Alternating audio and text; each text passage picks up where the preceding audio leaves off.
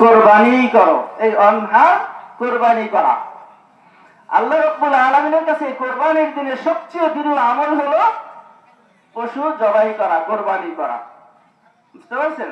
রাসূল সাল্লাল্লাহু আলাইহি ওয়াসাল্লাম বলেছেন, যে ব্যক্তির সামর্থ্য আছে যে সে কোরবানি দিতে পারে কিন্তু দিল না, অলসতা করলো, গড়িমসি করলো, আল্লাহ রাসূল বলেছেন ফালা ইয়াকরাবান্না মাসজিদানা, সেজন্য আমাদের এই মসজিদে আসে না, মুসাল্লায় আসে না, সেজন্য ঈদগাহর মাঠে না আসে।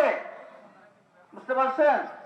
রাসূল সাল্লাল্লাহু আলাইহি ওয়াসাল্লাম রাহমাতুল লিল আলামিন হওয়া সত্ত্বেও তিনি বলেছেন, যার সামর্থ্য আছে, কোরবানি দিতে পারে কিন্তু দিল না, সেজন্য ঈদগাহর মাঠে না আসে। তাহলে বুঝলাম কোরবানি খুবই গুরুত্বপূর্ণ একটি ইবাদত। কোরবানি হলো ওয়াজিব, ফরজের মতন একটি ইবাদত। এটাকে আমরা ইবাদত মনে করব, এটা উৎসবের সাথে পালন করা হবে এই ঈদুল আজহার দিনে।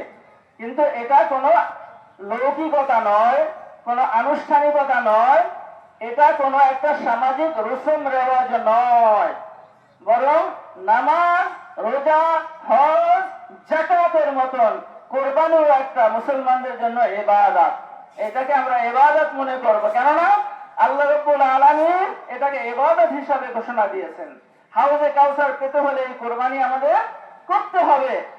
আর রাসূল সাল্লাল্লাহু আলাইহি ওয়াসাল্লাম বলেছেন যে এই দিনে সবচেয়ে প্রিয় আমল আল্লাহর কাছে কোরবানি করা। কোরবানি করা যার সামর্থ্য আছে যে না করবে, সেজন্য ঈদগাহর মাঠে না আসে। এই অনেকগুলি হাদিস এবং কোরআনের কারণে আমরা কোরবানিকে অতি গুরুত্বপূর্ণ ইবাদত হিসাবে মনে করব। ইনশাআল্লাহ যাদের সামর্থ্য আছে তারা প্রতি বছর আমরা কোরবানি করব ইনশাআল্লাহ। আর এখানে সবচেয়ে গুরুত্বপূর্ণ বিষয় হলো আমাদের অন্তরের অবস্থা, তাকওয়া। কোরবানি হবে শুধুমাত্র আল্লাহ রাব্বুল আলামিনকে রাজি খুশির জন্য। আমার আর কোনো কিছুর প্রয়োজন নাই। আমার আল্লাহ যদি রাজি হয়ে যায় তাহলে আমার সব কিছু পেয়ে গেলাম আমি। মাল্লাহুল মাওলা।